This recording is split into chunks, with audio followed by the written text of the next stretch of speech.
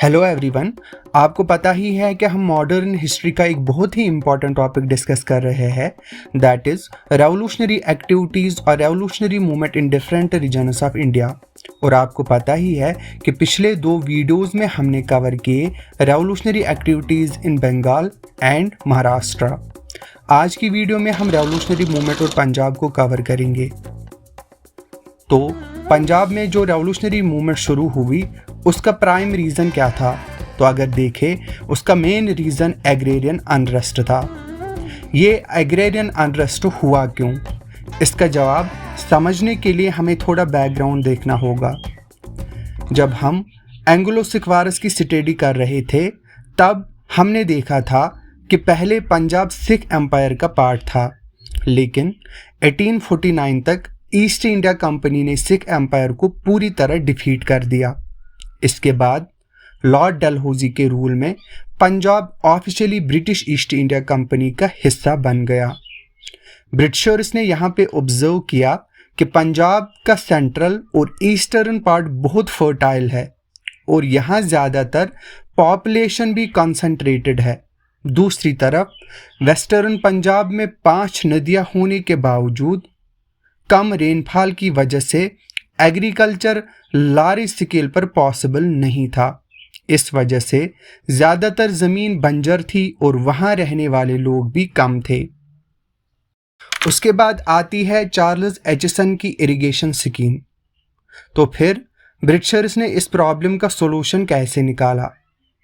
1880s में Charles Aitchison ने एक बड़ी इरिगेशन स्कीम लॉन्च की। उन्होंने देखा कि वेस्टर्न पंजाब के बीच बीच में रिवर्स ऑलरेडी फ्लो कर रही है, लेकिन प्रॉब्लम ये थी कि पानी हर जगह तक नहीं पहुंच रहा था। इस प्रॉब्लम को सॉल्व करने के लिए उन्होंने कैनाल्स का नेटवर्क डेवलप किया जो नदियों को कनेक्ट कर सके। जिस एरिया से कैनाल गुजरी वहाँ इरिगेशन फैसिलिटी इम्प्रूव हो जाएगी और खेती हो सकेगी। इस स्कीम के तहत टोटल 9 कैनाल कॉलोनीज डेवलप की गई। धीरे धीरे वेस्टर्न पंजाब में एग्रीकल्चर का प्रोडक्शन बढ़ने लगा और लोग यहाँ आकर बसने लगे। अब यहाँ से स्टार्ट होती है फार्मर्स की प्रॉब्लम्स। अच्छा, तो फिर प्रॉब्लम शुरू कहाँ से हुई? प्रॉब्लम तब शुरू हुई जब ब्रिटिशर्स ने फार्मर्स पर बहुत ज़्यादा टैक्सेस लगा दिए। इरिगेशन स्कीम पर जो बड़ा खर्चा हुआ था उसकी भरपाई फार्मर्स से की गई। High land revenue taxes, high irrigation taxes. इसके अलावा 1907 में ब्रिटिश गवर्नमेंट ने पंजाब प्रोविंशियल असेंबली में एक नया बिल इंट्रोड्यूस किया, Punjab canal colonisation bill. Punjab canal colonisation bill का असर क्या रहा? ये बिल फार्मर्स के अगेंस्ट कैसे था? ये सुन के आप भी शॉक हो जाओगे। इस बिल में लिखा था कि जो लोग कैनाल कॉलोनीज में रह रहे हैं उनका अपनी ज़मीन पर कोई मालिकाना हक नहीं होगा। मतलब अगर किसी की ज़मीन पर गवर्नमेंट को ऑब्जेक्शन हो तो वो सीधा ज़मीन जब्त कर सकती है। कौन? गवर्नमेंट। फार्मर्स अपनी लैंड किसी और को नहीं दे सकते, न बेच सकते, न विल लिख सकते। इसके अलावा जो लोग कैनाल कॉलोनी के रूल्स तोड़ेंगे उनको हैवी पेनल्टीज दी जाएंगी। लैंड रेवेन्यू और इरिगेशन टैक्सेस और बढ़ा दिए गए और ये सब देखकर पंजाब की एग्रेरियन सोसाइटी में पॉलिटिकल डिससेटिस्फैक्शन बढ़ने लगा। और यहाँ पे हमें देखने को मिलता है न्यूज़पेपर्स का एक अहम रोल। न्यूज़पेपर्स का रोल और आवाज़ उठाने वाले लीडर्स सीन में आते हैं, लेकिन तब के लोग इसके अगेंस्ट कुछ बोले नहीं, बिल्कुल बोले, और न्यूज़पेपर्स ने इसमें बड़ी इंपॉर्टेंट रोल प्ले किया। कई न्यूज़पेपर्स ब्रिटिश गवर्नमेंट की पॉलिसीज़ को क्रिटिसाइज कर रहे थे। Indian observer, Tribune, Hindustan, Punjabi, Bharat माता, जंग सियाल। लेकिन सबसे एग्रेसिव तरीके से पंजाबी और भारत माता न्यूज़पेपर्स इसके अगेंस्ट लिख रहे थे। पंजाबी न्यूज़पेपर को लाला लाजपत राय पब्लिश कर रहे थे और वही भारत माता न्यूज़पेपर को सरदार अजीत सिंह पब्लिश कर रहे थे। धीरे धीरे लाला लाजपत राय और सरदार अजीत सिंह पंजाब की रेवोल्यूशनरी मूवमेंट के लीडर बन गए।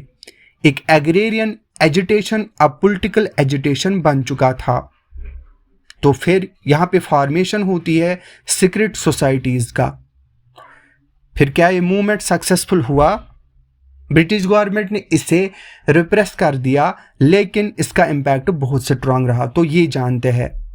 सरदार अजीत सिंह ने लाला लाजपत राय की गाइडेंस में एक सीक्रेट सोसाइटी स्टार्ट की, अंजुमने मोहसिबाने वतन, जिसे भारत माता सोसाइटी भी कहा जाता था। लेकिन ब्रिटिश गवर्नमेंट ने बहुत जल्दी इन सब मूवमेंट्स को क्रैश करना शुरू कर दिया। मई 1907 तक पॉलिटिकल मीटिंग्स तक बैन हो चुकी थी। सरदार अजीत सिंह और लाला लाजपत राय को अरेस्ट कर लिया गया। दोनों को बर्मा के मेंडेले जेल भेज दिया गया।